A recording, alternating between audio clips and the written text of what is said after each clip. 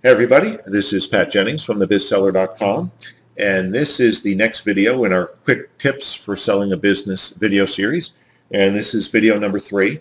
And in this video we want to talk about the fact that you want to have your buyer prospects submit their questions and requests for more information via email early on in the information gathering process.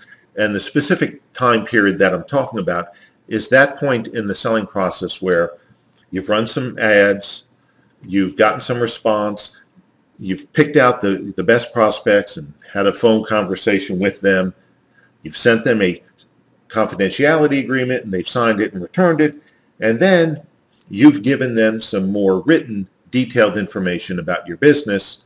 Usually we call that the selling memorandum. So it's at this point that you want to tell your prospect that if he has questions, if he or she has questions or has a request for more information, that they should communicate with you via email.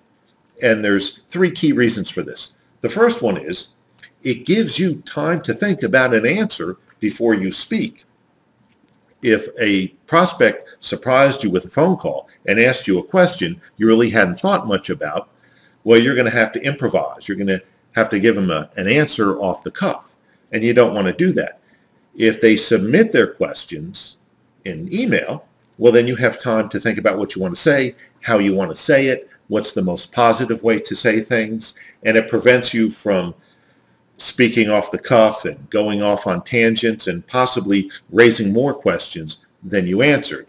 So if they email you their questions and their request for more information, you have a chance to respond on your terms. The next thing is it prevents you from being interrupted at the wrong time, either in your personal life or at your job. And think about it this way. If you have, and hopefully you will have, 3, 4, 5 prospects, if they all feel free to call you whenever they want, whenever they have a question, they will call you.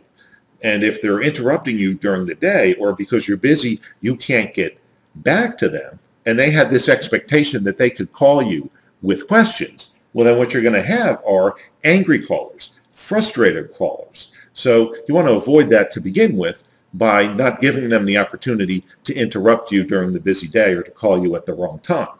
And if they're only communicating with you at this point in the process by email, that will solve that problem. The next thing is, and this is a key thing, is that it puts everything in writing. So it takes the pressure off of you to have to remember everything you said to every prospect. If a prospect called you today and you said something to them, are you going to remember 2 weeks, 3 weeks later what you said today to that person? If the communication is in writing, you don't have to worry about that. What you said is there in black and white. There could be no dispute, no he said, she said. And finally, and maybe this is the best thing, is this sort of approach saves you time, because if somebody asks you a question, it's very likely that the next prospect will likely have that same question or a similar question, and the next prospect. And you'll see certain questions come up again and again and again.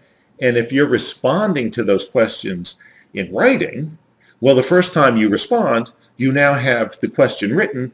The second, the third, the fourth time that you're asked the question, you just have to copy and paste your response from the last email.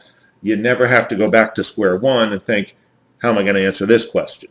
So if at the point of the selling process where you have first presented them with your selling memorandum, if you then request that they submit their questions and request for more information via email, it will save you time. It will give you time to think about how you're going to answer unexpected questions, and it puts everything in writing so that there's no dispute about what was or was not said.